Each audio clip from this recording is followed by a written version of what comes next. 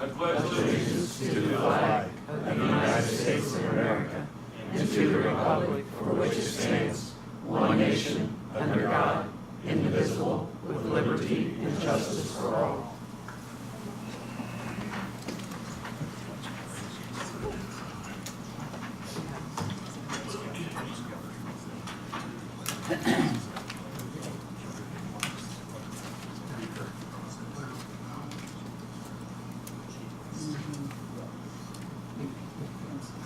Okay, today is Monday, November the 5th, 2018. The time is 7 p.m. And the regular meeting of the Greensburg City Council is called to order. At this time, please silence electronic devices. To comply with Title VI of the Civil Rights Act of 1964, the city requests that participants in this meeting complete a voluntary anonymous survey that is available on the tables in the back of the room. At this time, please. Brian McKenzie. Here. Kevin Fleetwood. Here. Aaron Covington. Here. Jenny Kane. Here. Gerald Horn. Here. Okay. Okay, you should have received the minutes from October 1st, 2018. Was there any corrections to those minutes? Not hearing any. Will I get a motion to pass those minutes? So moved. Okay, need a second? Second. Any other questions? All in favor, say aye. Aye. Opposed? Okay. Old business, we have none. New business, EDC board member, introduction of broadband ready community ordinance. I don't think it's gonna be. That would be me, I guess, at this time. Oh, were you, okay. Yeah. Great. Brian called me and talked to me and. Okay. Because he had to be out of town. Included in the packet was the state pro forma, the letter that was sent to Rushville when they got the certification, and then now we have a number in our ordinance of 2018-12 that, what that basically is that the Broadband Ready Communities Development Center was created as a tool to encourage broadband development throughout Indiana by serving as an information resource and certifying local communities being broadband ready. So they have in their website the tools necessary and the processes necessary for a community to be certified as broadband ready, which is what this ordinance meets. And Brian's also going to be meeting with the planning commission for the county Wednesday of this week to present to the county for the county to also proceed forward potentially with this not only the city but the county. So there is a list of on the Indiana website. There's a list of 10 communities that have already gone through this process. Based on my conversation with Brian, I think this proceeds in a timely manner, and that we would be the 11th. That the ones that have done it so far are Town of Nashville, City of Rushville, Brown County, Town of Richland City, Town of Merrillville, City of Boonville, City of Vincennes, City of Cannleton, City of Muncie, and City of Mitchell. And it really what it does is just lets businesses or people out there know that this is a community that welcomes broadband development, and we're giving them a simple process to get the permit, apply for the permit, get the permit, and a single point of contact within the city for them to reach out to, which I don't know if you decided yet, but I think at one time Brian was thinking he'd be that single point of contact. Brian will do that. So, in a nutshell, that's it.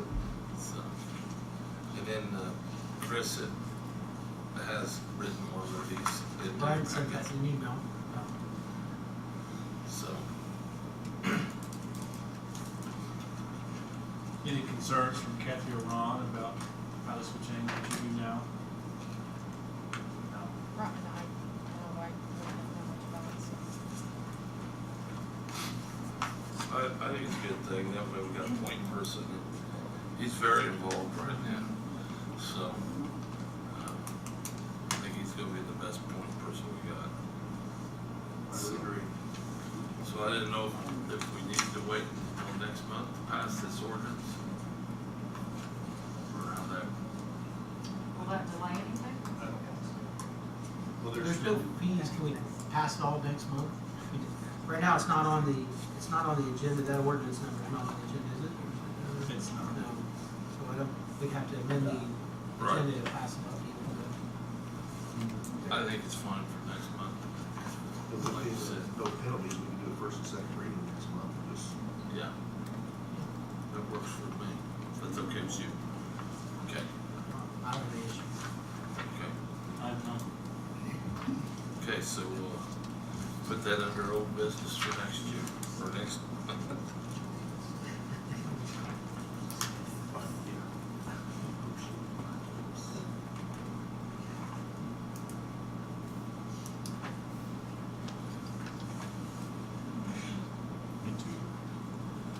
Okay.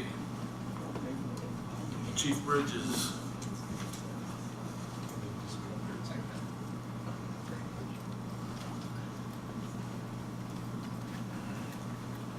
I can make this pretty short if you want me to. We were supposed to have a couple things on the agenda. Unfortunately, the newspaper accidentally published it in another newspaper.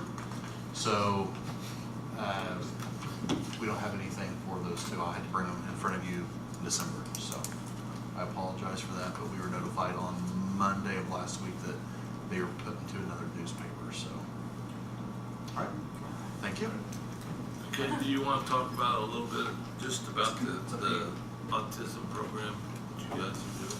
Yeah, so the autism program that we're looking at doing is, it's called Angel Sense. And it is designed to assist with autistic children's adults that are nonverbal and also like to wander. And that last year it was 1 in 68 children were diagnosed with autism, and now it's down to 1 in 58. This is something that we're not seeing a decrease in, unfortunately. We're actually seeing an increase.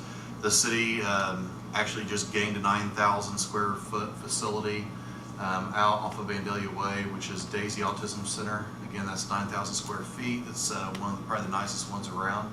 So they're getting a lot of business in that. So the Angel Sense program, like I said, has several different features. It's actually GPS monitored in that. And so what my goal is to do is raise money through either donations or grants to fund this and help supply these devices to the families, and that very costly. You're looking, if you have an autistic child, and if you're wanting to get him certain services and that, you're looking up to about $2,000 a week. And by the time they're 18 to 21, you'll usually see anywhere from around $2 to $3 million spent out for trying to get them some services and that. So what we're trying to do is try to eliminate some of that for the families and that. Expressions Florist ran a donation fundraiser campaign a couple weeks ago called Pedal It Forward, and they decided to donate all those funds to the Daisy Center. In return, Daisy asked that that money comes to the Greensburg Police Department, and Daisy would match those funds. That way we can begin this program and getting these devices out to the kids that need them. And that Friday afternoon, Daisy will be hosting their open house from 2 p to 6 p. And they'll have several different vendors, including I will be out there with the Angel Sense device that I have been using for the past 6 months on my son. And I'll be explaining that to whoever has any questions in that. And at that point in time, a check will be donated. I was told that their expectations was $500 was what they were hoping to be able to donate. When I went in at 9:45, they had already raised $1,500, and they cut off deliveries at 11:30, and they actually sold out of flowers. So it's definitely going to be more than the $500 mark. So this will actually be a very big benefit to the police department. This fund will be set up in a non-appropriating fund. That way it can be carried from year to year, and that the devices we're looking at are about $30 to $40 a month. And again, hopefully we can provide that free of charge to residents of Greensburg and Decatur County. So that's what we're doing there. That's awesome. So that, grand opening is what? The open house is Friday, this Friday, from 2 p.m. to 6 p.m. So, like I said, it's on Liberty Circle.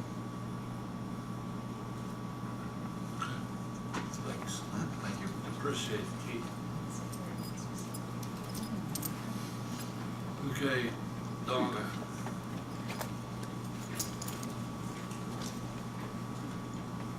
Good evening. Good evening. I made a typo, so I had to come up with an amending ordinance number 2018-11 on the salary ordinance of 2018-8. It should have been in your packet.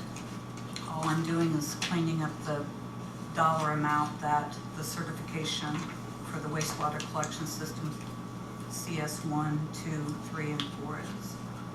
I had it getting a little bit more. Yeah, I'm saving you money. Apologies for all the paperwork. Okay, any questions? Motion? I'll make a motion, we pass 2018-11 for the first reading. Second. Okay. Any other questions? All in favor, say aye. Aye. Opposed? Okay, Thank you. thanks.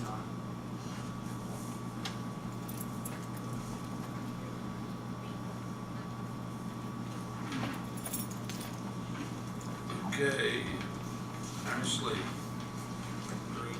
I have resolution 2018-17, just requesting to transfer funds from one series to another. Basically, this money can be used in another area we have not, we had a decrease in, one of our, positions in the office, so I'm basically moving that money into a different area. What is,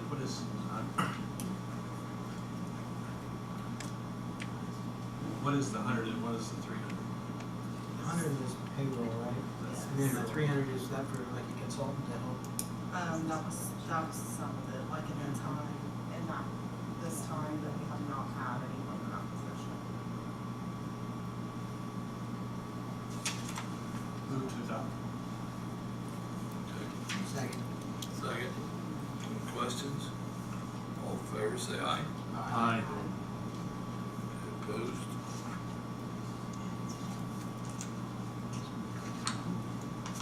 Okay.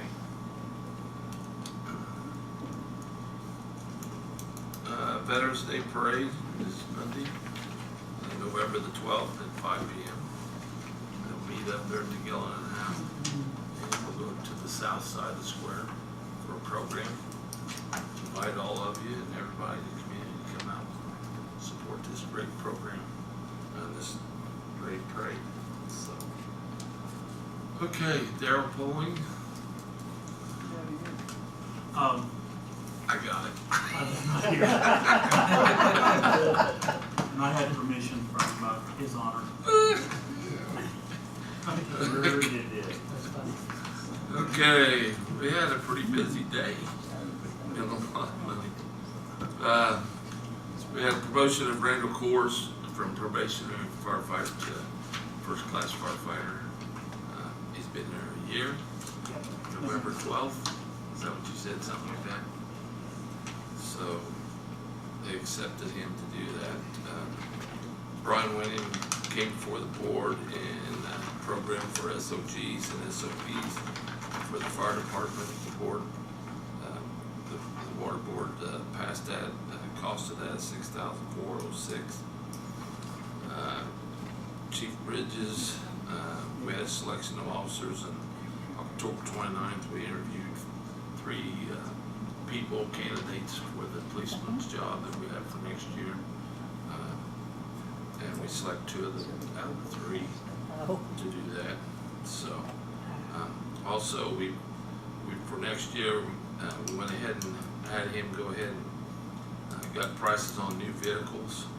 We're going to be purchasing with the funds that we have in the budget of 4 cars.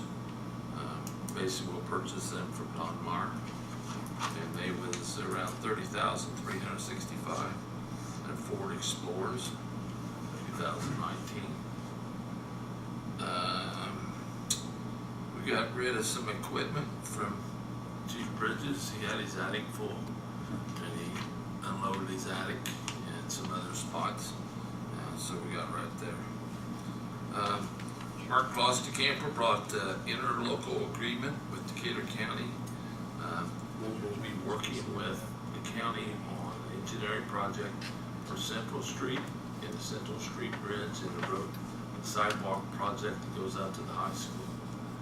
And so NDOT wanted us to work together and use one person for that design, so, right? Right. Okay. And so that's what we're doing. Jeff Smith had a payout, almost final payout, $241,473.34. Excuse me, Mayor, I'm sorry, Oh, sorry. I'm sorry I missed that. What's that? His last payout. Almost nearly last that. payout. Nearly. He said it was nearly. I think we got some change coming next. Okay, carry on. I hope. And then we had a change order that totaled out to $27,020.16. Is that right, Jeff? That was Lincoln Street. Well, that was Lincoln Street. Okay. So that should have went up the top with the work order agreement to change out number 2. I missed that for Ron. And then Jeff Smith had a change order, number 5, for $156,789. This was some asphalt, a wheel loader, cat, and got a little bit of deduction back on some testing that they did do. So we got Manus, but that total came out to be $156,789. And I think that's it. Oh, I got rid of 2 of my chairs. I had some chairs that sat in front that kind of pinched everybody when they came in. So those Was are. there any report on Lincoln Street? We still on target end of November? Ron. I'm gonna move away from Ron real quick. Nobody wants this money now.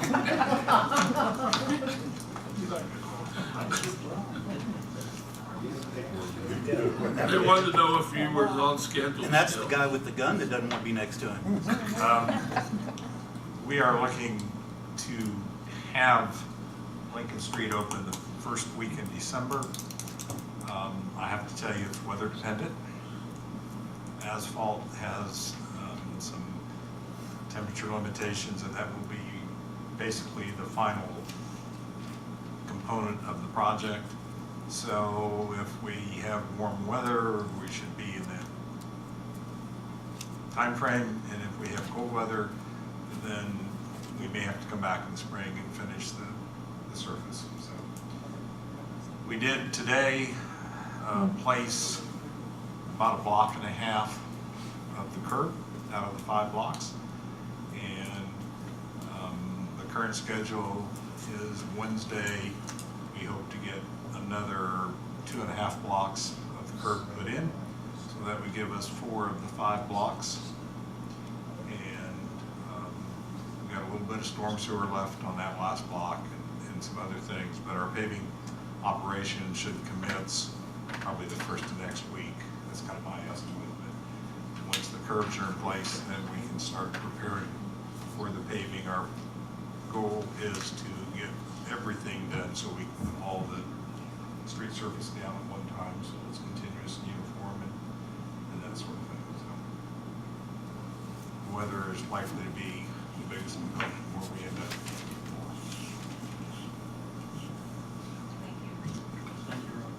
Okay.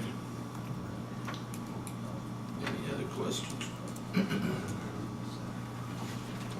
Anything else needs to be brought before the council?